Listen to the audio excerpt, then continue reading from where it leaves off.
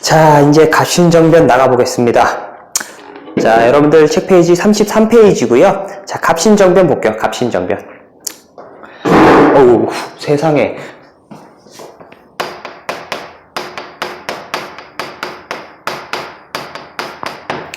네, 갑신정변 배경을 좀 보시면,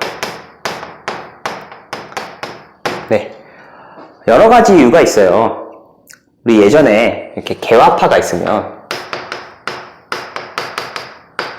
그때 설명했던 게 급진과 온건으로 나눴다 라고 하면서 제가 드렸던 말씀이 이 정부가 온건을 좀 지지해 주기 때문에 상대적으로 여기 있는 이 급진 애들은 이제 지지를 못 받는 거 아니겠습니까? 그죠? 그래서 뭐 정부가 너무 청나라에게만 의지하는 그런 정책도 마음에 안 들고 여러 가지 일이 쌓이다 보니까 좀 정상적인 방법으로는 자신들이 정책을 주도하기가 어렵다라는 것을 어느 정도 생각을 했나 봐요.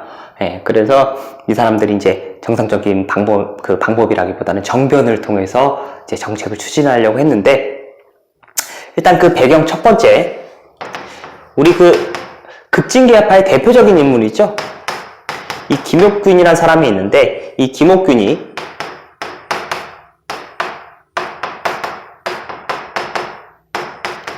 일본으로부터 차관을 도입하겠다라고 얘기를 해요.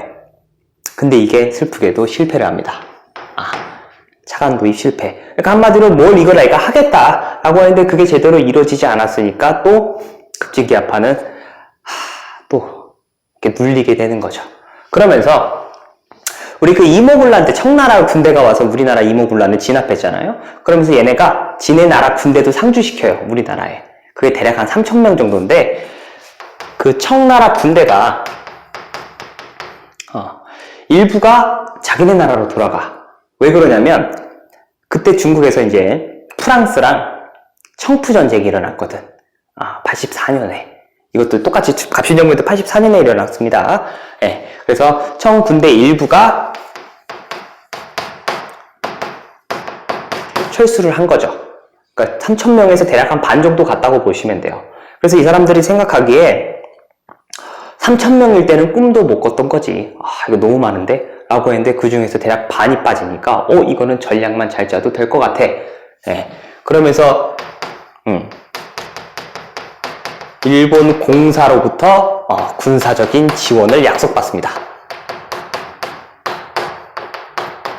네. 이러다 보니까 이제 이거는 가능하겠다 라고 생각을 한 거죠. 됐죠? 자, 여튼 그래서 이제 과정을 좀 볼게요. 과정.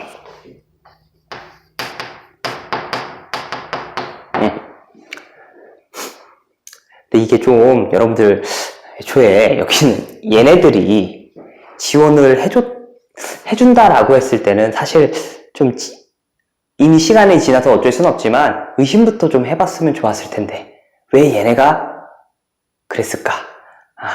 아니면 또는 얘네가 배신하진 않을까? 이런 것들을 좀 생각했어야 되는데 좀 진지하게 좀 이렇게 고민했어야 되는데 좀 아쉬웠다라는 거죠. 자, 과정 보시면 이 급진개화파가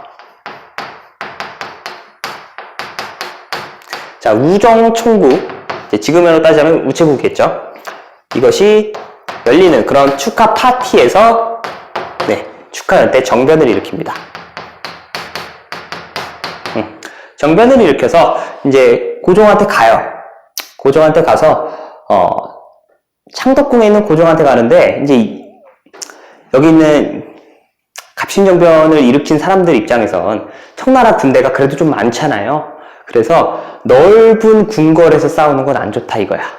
그래서 방어가 유리한, 그러니까 예를 들자면 골목이 이렇게 좁기 때문에 많은 수가 이렇게 쭈르륵 못 온다라는 거야. 이런 궁궐로 가야지 유리하다는 얘기예요. 그게 어디였냐면 경우궁이에요. 됐죠? 그래서 고종한테 경우궁으로 가자고 해서 갑니다. 네. 뭐 그러면서 거기 보시면 개화당이라고 하는 정부도 수립을 하고요. 그 다음에 이제 중요한 게 이 사람들이 14개조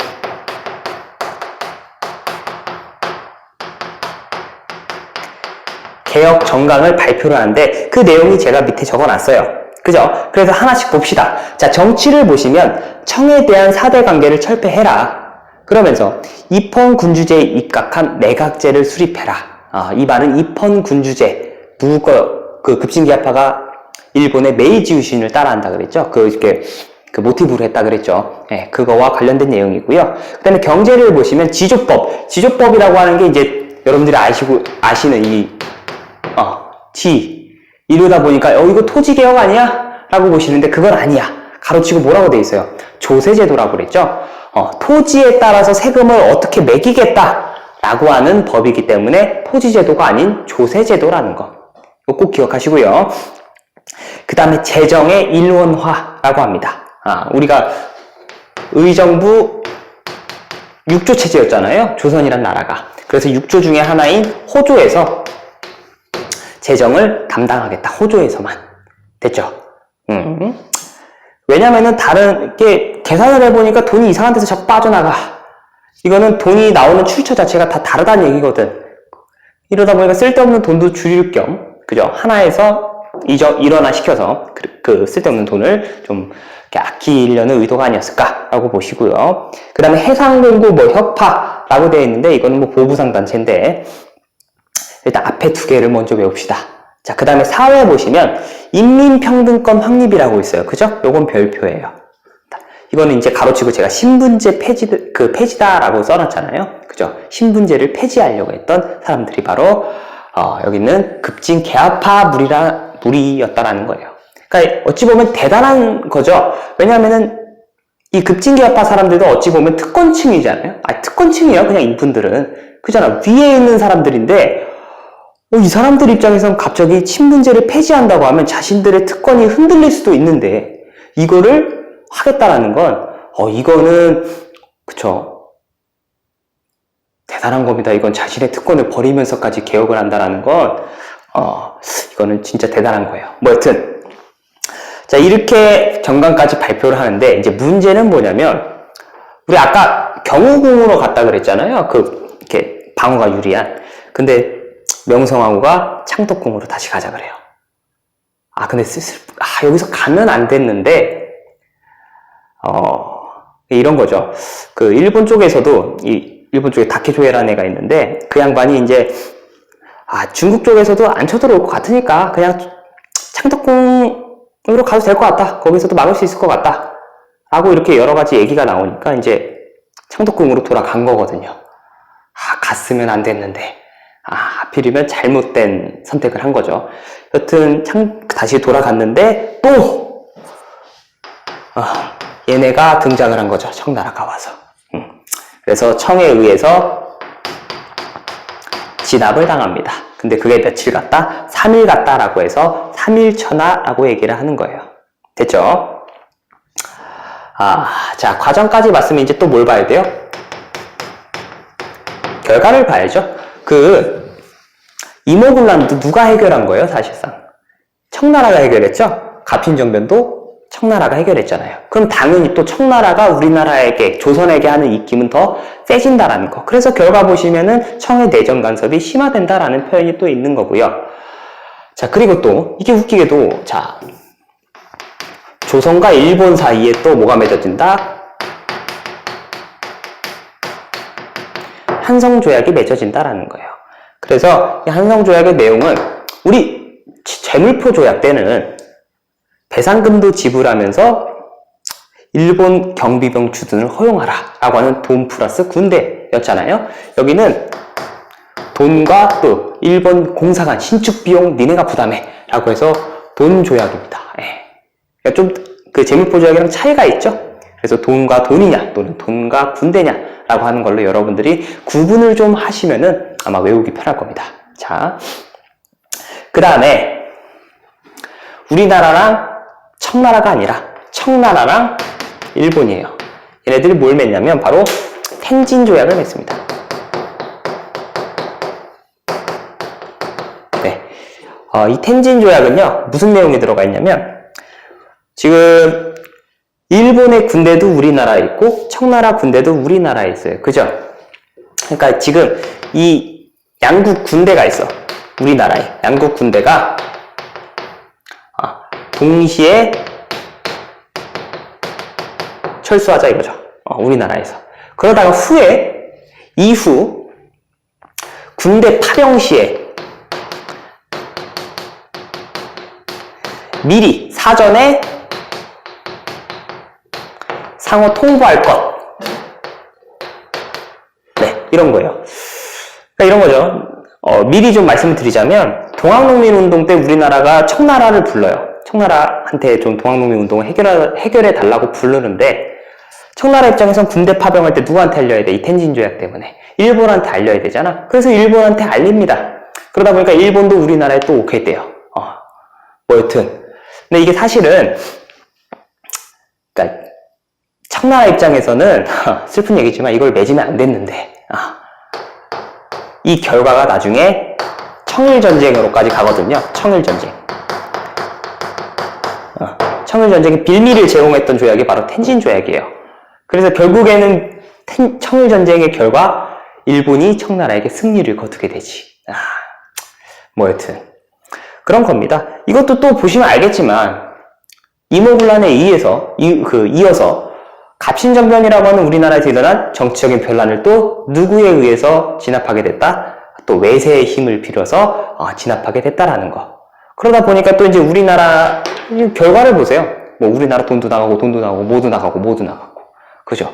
그러니까 이게 외세를 들이게 되면 안 좋다라고 하는 걸 다시 한번 말씀드리겠습니다. 자, 여튼 그 다음에 성격을 보시면 자주적인 근대 국가 건설을 위한 최초의 정치 개혁 운동이에요.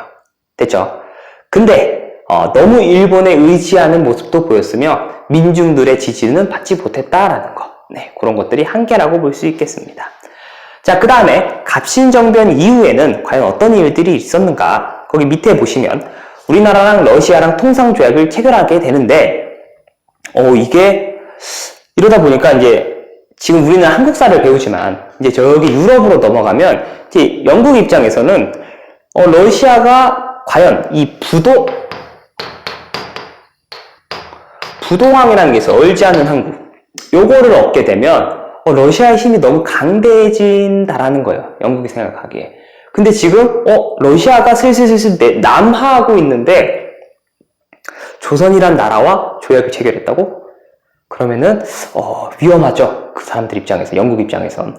그래서 영국이 거기 보시면 거문도 사건 밑줄 한번 쳐봅시다. 네, 거문도 사건을 일으켜서 우리나라에 있는 거문도란 섬을 불법 점령해버려요. 네. 왜? 그 이유가 있죠. 러시아의 남하를 저지하기 위해서. 자기들이 이제 세운 명목인데 이게 뭐야? 이게 우리나라에 와서 지들이 뭔데? 뭐 여튼 그냥 그랬다라는 겁니다. 나중에는 꼭 돌아가요. 그 다음에 한반도 중립화론이라는 게 있는데 이것도 좀 알아두셔야 돼요. 자, 육일준이라는 사람이 있어요. 우리나라 육일준이라는 사람, 그리고 독일의 부드러라는 사람이 어떤 나라에도 치우치지 말고 중립을 추구하자라고 이렇게 주장을 하게 됩니다. 알겠죠?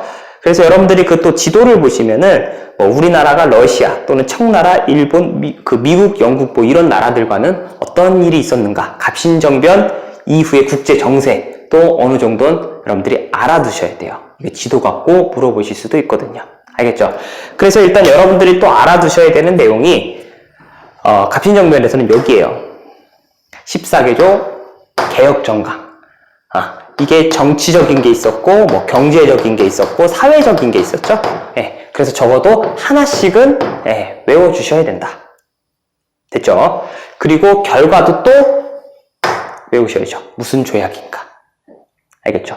한성조약 같은 경우는 한성조약은 이제 재물포조약이랑 비교를 좀 잘 하시면 되겠고, 텐진조약 잘 외우시면 되겠습니다. 그래서 오늘, 갑신정변은 여기까지 하겠고요. 다음 시간에는 동학농민운동을 좀 배워볼게요. 알겠죠? 복습 잘 하시고 그럼 안녕히 계세요. 빠이.